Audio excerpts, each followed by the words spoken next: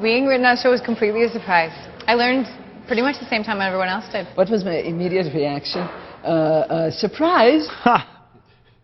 That was exactly the reaction. Surprise, surprise! Literally, that was the reaction. I went, ha! And then it all set it in. I thought, why, Ethan? I thought I had such potential. But wasn't in my hands. I knew my character was going to die early when they asked me to come do the show. I knew I was only 3 episodes in, and I was going to die, but they didn't tell me how. When I read the script, I exclaimed a profane remark that I shan't repeat here. The first time Michael left the show, he just left and he wasn't dead. So that was a little like, huh? I had a really great time working on the show. I loved the cast and crew so much, and I was really sad to leave, honestly. I mean, I'm not going to pretend. I was sad to leave. I was very sad, and because I loved Juliet so much. I also felt like there was so much unfinished business. I was really wanting to see what happened next, and they said there was nothing, and I thought, how can that be? V was not a foregone conclusion. V happened because I was, kind of fired and stuff. Not fired, that's the word. That would mean that I did something evil, but no, that I was no longer relevant. Leaving a place that I love so dearly, and then leaving people, because these people become your family. You become so close to them. Matt Fox and I that was a really tough week. That was a tough week for both of us. It was cold. Even though we're in Hawaii, they had sprinklers set up in the trees in order to produce the rain. My previous episode had been a fight with Jack in which Ethan won it, and in this one, obviously, Jack won, and we had to be very, very careful with the choreography because, you're doing fight choreography. The footing was very dodgy, so we had to be very, very careful with that. I just remember being really excited to have that moment that you see on film so often where somebody's, talking and they're normal, and then they do. I mean, it was a bit better than that.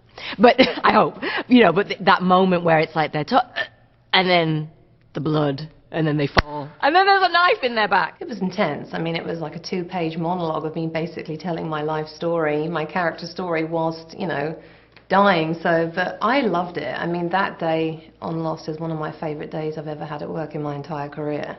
I mean, you could have heard a pin drop in the jungle. It was really quiet, and we just got through it, and working with Jeremy Davies was amazing, and it was yummy. It was really great. It was the second time I was saying goodbye to the crew. It was the second time I was like, okay, I'll never see you again, or maybe I will, I don't know.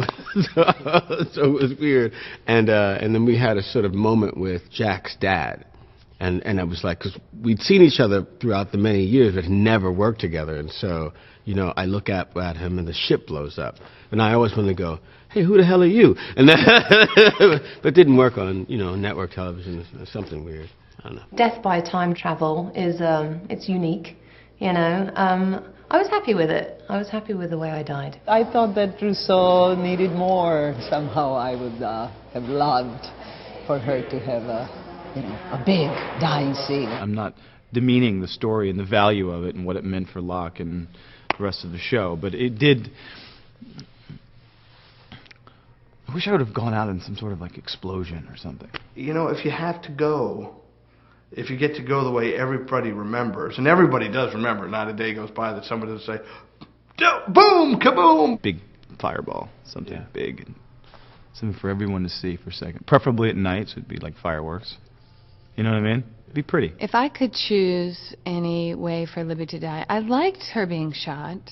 It would have been dramatic, like if she got pushed off a mountain, and then that would have been interesting. Something really unexpected, like, I don't know, a shark ate her or something. One thing I always wanted to do was be chased by Smokey.